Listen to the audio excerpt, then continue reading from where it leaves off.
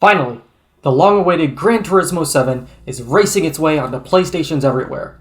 As one of the longest-running and most popular racing sims on the market, Gran Turismo is known for its insane attention to detail and really deserves the spot it has made for itself on the racing game podium. But you're not here for another full game review that drools over the million polygon cars, slight differences in engine sounds, and 4K ray tracing. You, gamers, who only have 3 hours a week to play, want to know the value of this game for you. Tune in to find out. But really though, the graphics are incredible. Let's start with ease of entry. Gran Turismo 7 starts you off in what felt to me like a Pokemon game with cars.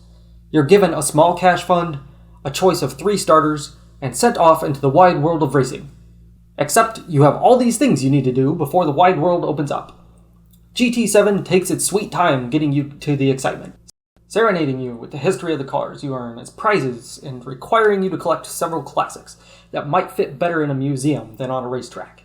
The history is nice, and it eases you into the faster cars, but going back to the cafe every 3 races and being force-fed more history about the cars I just won really broke the pacing for me until I remembered 2 key words in the title the game often overlooks: driving simulator. Gran Turismo is about the driving experience.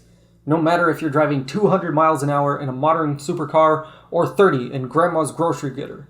If you're looking for a track-focused racing game that throws you into the action and keeps you there, check out Grid.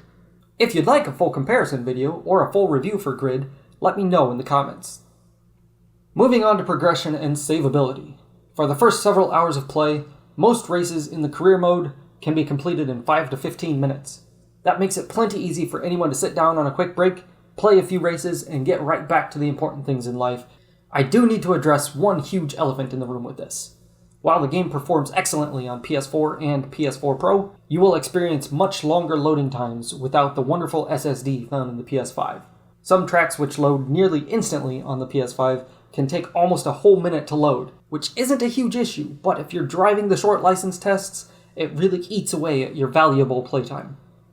As far as progression goes, if you're saving up for something special, it can be a bit of a grind to get all those extra credits. Most cars you'll need for the career mode are gifted to you in one way or another, but you do get special invitations to limited time purchase offers, and you're going to be grinding a lot of races to save up to get that special edition Lambo.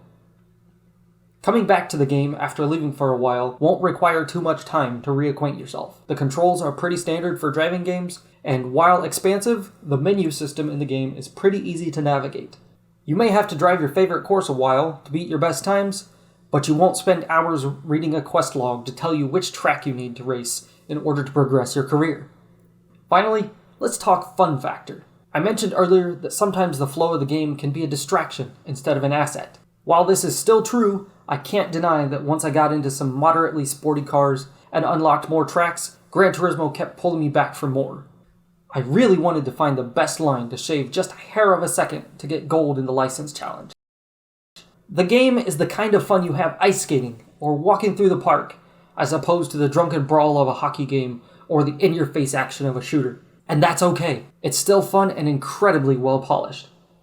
I don't typically nitpick details here, but I have to ask one very important question. With the insane amount of detail put into every aspect of this game, why did nobody think to point out that the driver breaks the first rule of racing? 2 hands on the wheel at all times. Anytime you go to any kind of race driving class, this is beat into you non-stop. If you're already a fan of the Gran Turismo series, you know what you're diving into, and I heartily recommend this game to you.